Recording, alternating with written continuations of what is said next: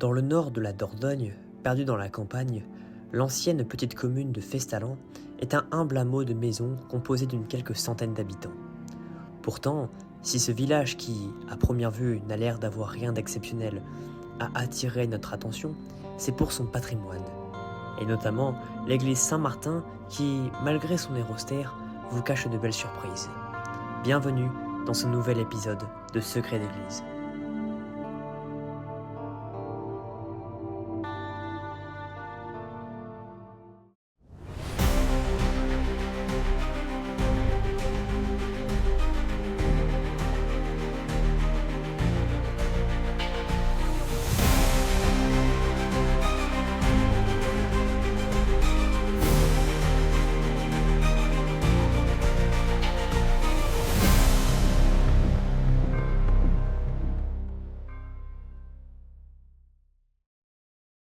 Bâtie dans un style roman, l'église est probablement édifiée entre 1120 et 1140.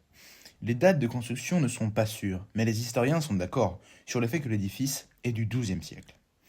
Cependant, des traces de construction au niveau des sous-bassements de la nef laissent penser qu'un ancien bâtiment avait déjà été construit, puis sans doute démoli. Lors de la guerre de Cent Ans, au XIVe siècle, le lieu est fortifié grâce à un bahut défensif crénelé. Un siècle plus tard, un portail occidental est érigé. Entre 1876 et 1878, un chantier réhabilite la nef, la base de l'abside, ainsi que l'entrée occidentale. En 1995, le chœur et l'avant-chœur sont restaurés. Au passage, 4 peintures murales sont mises à jour. Enfin, les façades, les sols et la toiture extérieure sont restaurés entre 2023 et 2025. Comme dit précédemment, l'église est majoritairement de style roman, et ce n'est qu'au XIVe siècle que les défenses, à savoir le clocher, appelé bahut, apparaîtront. Mais le plus intéressant n'est pas l'extérieur de l'église, mais plutôt son intérieur. Suivez-moi. Commençons par la nef. La nef est donc divisée en 3 travées.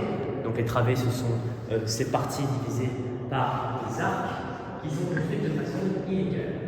Et si vous me suivez, vous pourrez observer sur le côté les vitraux qui ont été réalisés par un maître verrier périgourdin et qui ont été restaurés en 2001 par Monsieur Douard, maître verrier.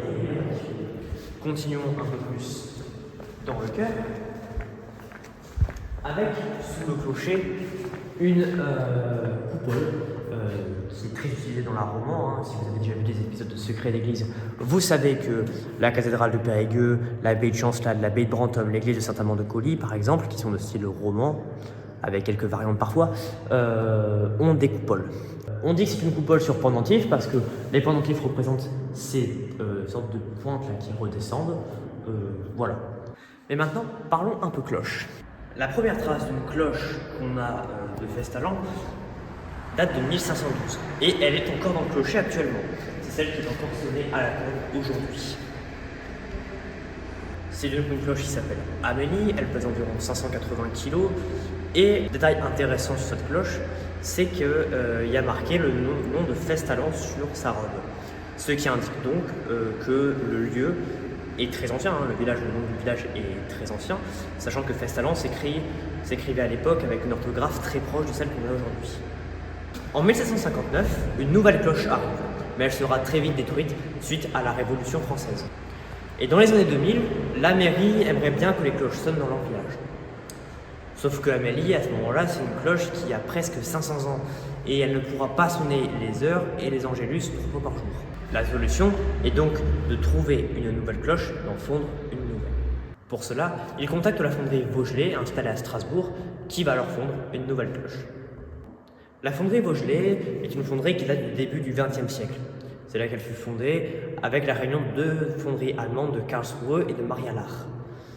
Dans les années 2000, André Vaugelet rachète la fonderie et commence à couler ses premières cloches.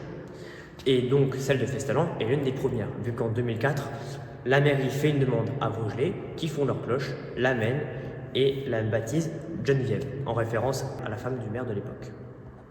C'est donc Geneviève qui, aujourd'hui, sonne les angélus et les heures. Pour revenir à Vaugelet, dans les années 2010, il rachète la fonderie Bollé d'Orléans et du coup tout le travail qui a été fait dans la fonderie Bollé. Parmi leurs plus grandes cloches. Nous pouvons citer le bourdon de l'abbaye de Ebermünster en Alsace.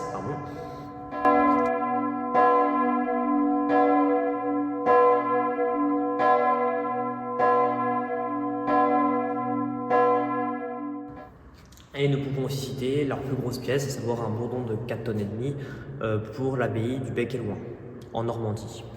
Geneviève est donc installée en 2004 dans le clocher par l'entreprise Baudet Campanaire, qui a encore aujourd'hui l'entretien du clocher. Dans le chœur, vous avez bien évidemment la corde qui sert à sonner la grande cloche Amélie, voilà, qui est juste au-dessus de nous. Et ici, vous avez un petit tableau avec, avec un texte parlant de l'arrivée de Geneviève. Et si jamais vous voulez plus d'informations sur les cloches, avec un truc vraiment détaillé, vous avez un petit livret sur les 500 ans de Amélie, voilà, donc qui parle de comment est faite une cloche, les différents fondeurs en France. Donc c'est vraiment très complet. Et si vous passez à Festhalin, vous pouvez le consulter. Je pense que j'ai fait le tour des cloches de Festhalin. Vous allez donc pouvoir entendre et voir les solos. Nous n'avons pas pu tourner dans le clocher, mais vous allez pouvoir avoir une vue intérieure. Nous vous remercions d'être restés jusqu'au bout pour l'épisode de Secret d'église et nous vous disons à très bientôt pour un futur épisode.